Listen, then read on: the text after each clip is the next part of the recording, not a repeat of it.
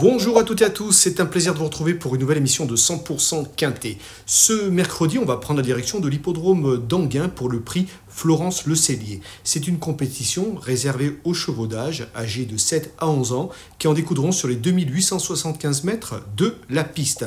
Ils seront 16 au départ. Vous allez voir, c'est des concurrents que vous connaissez très bien. À la base, on peut déjà dégager plusieurs points d'appui au nombre de 3, mais n'hésitez pas à élargir vos jeux pour les 4-5e places parce qu'on n'est pas à l'abri d'une surprise. Ils sont plusieurs à pouvoir venir compléter la combinaison gagnante du Quintet. Allez, sans plus attendre, on passe au tableau des partants. Allez, on se débute le tableau des partants avec l'As Gypsy de Chaman. Alors, elle n'a pas été chanceuse dernièrement à Vincennes. Il faut la reprendre pour les places. Le 3, Franklin Park. Il est barré par certains, mais ce n'est pas une impossibilité pour une toute petite place, car il a pour lui sa forme du moment. Le 3, Half Seven. C'est vrai que je m'attendais un peu mieux de sa part ces derniers temps, mais tout de même, il a sa place, bien sûr, à l'arrivée. Le 4, Horatius Della. Alors, vous cherchez une base, en voilà déjà une. C'est un dur à cuire et il aura de nombreux supporters. Le numéro 5, il s'agit d'Elosport. Il compte 3 courses dans les jambes et pourrait refaire parler de lui, même si c'est vrai qu'il m'a laissé un peu sur ma faim lui aussi ces derniers temps. Alors il revient sur un parcours où il avait triomphé l'été dernier, alors pourquoi pas, une réhabilitation de sa part n'est pas non plus impossible, c'est un candidat aux places comme d'autres. Le 6, Héraldique, il est meilleur que jamais et c'est probablement le cheval à battre dans ce Quintet Plus. Le 7, Dacero, il se plaît à Anguin, mais en revanche à 11 ans, ce ne sera pas simple face à ses cadets. Le numéro 7, Hold Up du Dijon. Par rapport à sa dernière sortie, où il terminait 3e du GNT au Bouscat, il ne sera pas d'épée, mais uniquement plaqué des antérieurs.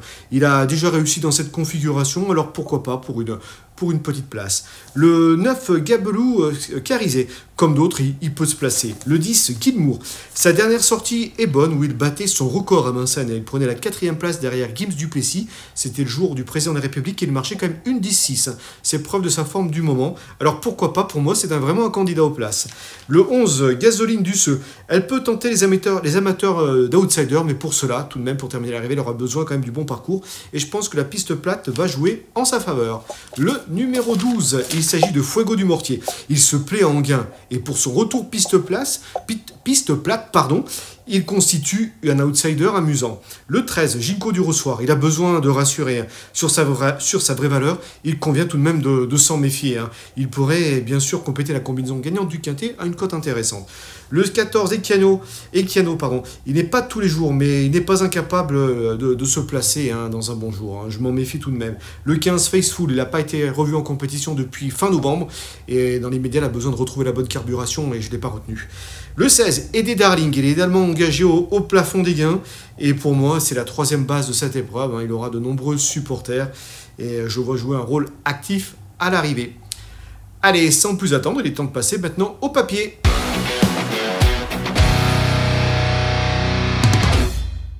Allez, mon choix préférentiel, c'est porté sur numéro 6, il s'agit d'Héraldique. Il est actuellement meilleur que jamais et ses performances sur la piste sont là pour le démontrer. Avant ce printemps, il avait couru qu'une seule fois à Vincennes. Il avait été disqualifié, c'était en juin 2022. Mais depuis, il a montré que vraiment la piste de Vincennes lui allait comme un gant et elle lui plaît particulièrement. Ses 3 dernières sorties ont été justement excellentes à Vincennes. Faut pas oublier qu'en 3 sorties à Vincennes, ces 3 dernières sorties à Vincennes, il n'en compte que 4 dans sa carrière. Ces 3 dernières sont soldées par 2 succès et une 2e place. Et sa 2e place, il avait été battu uniquement par un élément en retard de gain nommé Global Agreement qui compte 7 victoires d'affilée à ce jour. Donc vraiment la performance est bonne. Et dernièrement, il s'est imposé vraiment dans un excellent style. Il a vraiment fait impression. C'était dans le prix Kissa à Vincennes. Et vraiment, il s'imposait vraiment en laissant vraiment une superbe impression visuelle. D'ailleurs, on a la course référence à vous proposer. Ce jour-là, il était venu rapidement prendre la tête et il avait assuré le spectacle en imprimant vraiment un rythme sélectif. Dans le tournant final, il s'était détaché pour vaincre vraiment avec un réel brio. La 2e place était revenue à Horatius Della, lui aussi présent ce mercredi dans la course d'Anguin. Et vraiment, il était obligé de faire 2000 mètres le nez au vent ce jour-là. Et malgré le tout, il est venu chercher facilement la 2e place. Vraiment, il a réalisé une grande performance lui aussi. Le chrono d'Héraldique était vraiment très très bon. Il marchait 1:11:8, ce qui est pas rien, sans avoir besoin de personne. Alors, simplement pour Comparer un petit peu, une 11-8 sur ce parcours des 2700 mètres. Il trottait le même temps qu'un certain Italiano Vero qui terminait 5e du Prix d'Amérique, ou encore Berry qui était 6e du Prix d'Amérique, qui marchait également le même temps. Alors c'est vrai que ce sont des chronos pour le Prix d'Amérique d'hiver, et là, un chrono de fin de printemps. Il y a toujours une petite différence. Mais c'est vrai qu'on ne va pas trop rentrer dans les comparaisons, parce que là, il s'agit tout de même de champions. Mais tout de même, voilà, simplement, le petit clin d'œil est plutôt intéressant, parce que quand même, il s'agit de champions, et lui n'était pas loin au niveau chronométrique, c'est exactement la même chose. Voilà, là, on va uniquement limiter la comparaison au niveau chronométrique, donc c'était pas mal, même si c'est vrai que ce sont de chronos d'hiver et de printemps, donc c'est difficilement comparable, mais tout de même, la performance était bonne. Donc voilà, en répétant une performance de ce genre-là, il est capable une nouvelle fois de fournir le lauréat de l'épreuve. Hein. Donc franchement, c'était très très bien ce qui est réalisé. C'est un cheval vraiment qui est en pleine possession de ses moyens, il est meilleur que jamais. Donc voilà, donc moi j'y crois beaucoup. Donc retenez-le très très haut dans vos pronostics. Alors simplement, c'est vrai que pour asseoir un petit peu mes propos et puis également sa candidature, hein, c'est vrai que c'est un élément extrêmement régulier. Depuis le 17 avril 2023, juste en se basant sur cette période-là, il compte 7 succès et 5 deuxièmes places en 12 sorties. C'est-à-dire que du 100% de réussite à l'arrivée, il n'est jamais sorti des 2 premiers. Donc voilà, c'est quand même pas rien.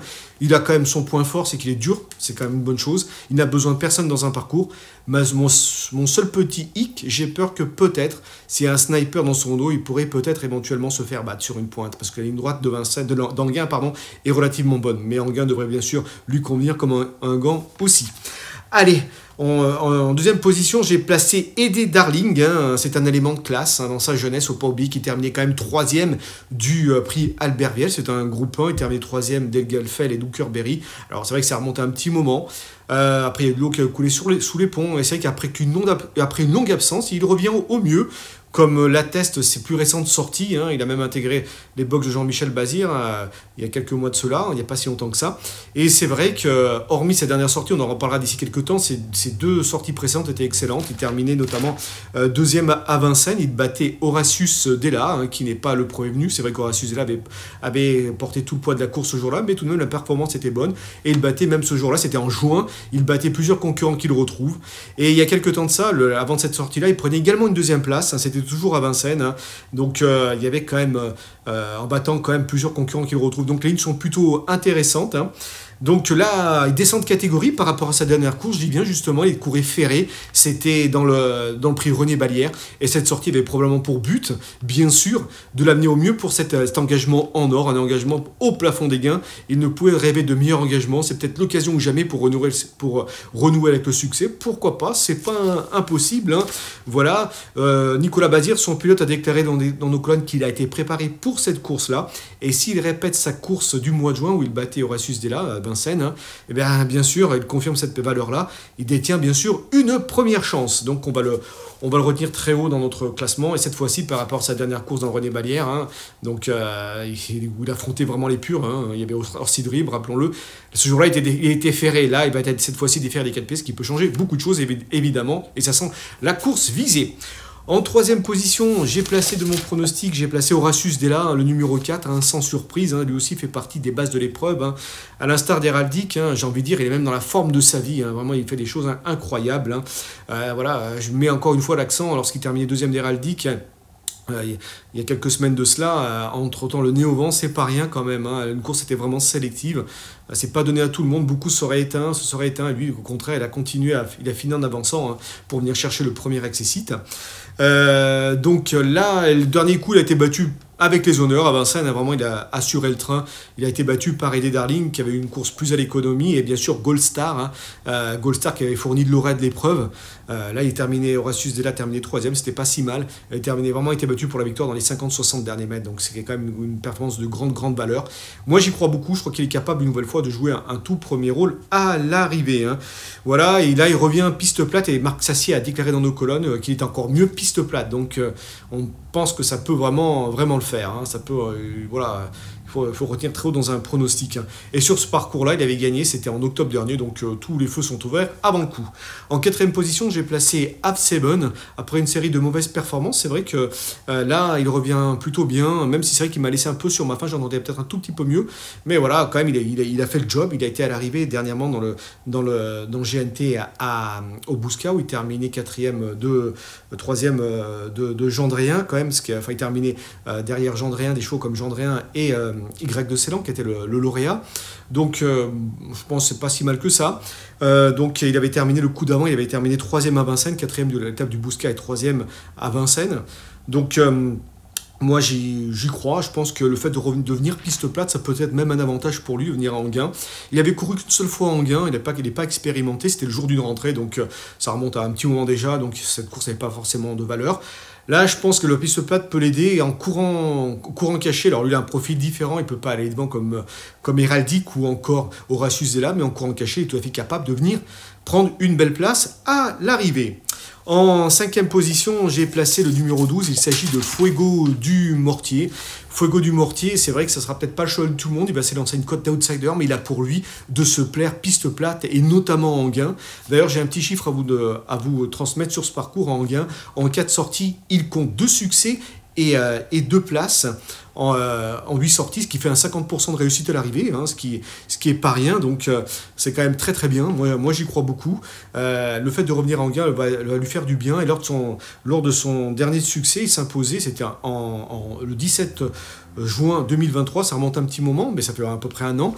Il s'imposait comme une 13-1 sur ce parcours, ce qui est pas rien. C'est lui le plus rapide du lot sur ce parcours-là, sur ce tracé, ce qui est pas rien. En répétant une telle valeur, je pense qu'il est capable de viser un bon classement à une cote intéressante.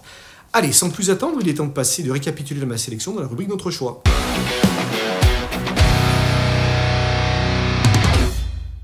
Allez, tout au long de ma sélection, j'ai placé le numéro 6, Héraldique, suivi du 16, Eddie Darling, suivi du 4, Horatius Zella, qui sont les 3 bases au papier de cette compétition.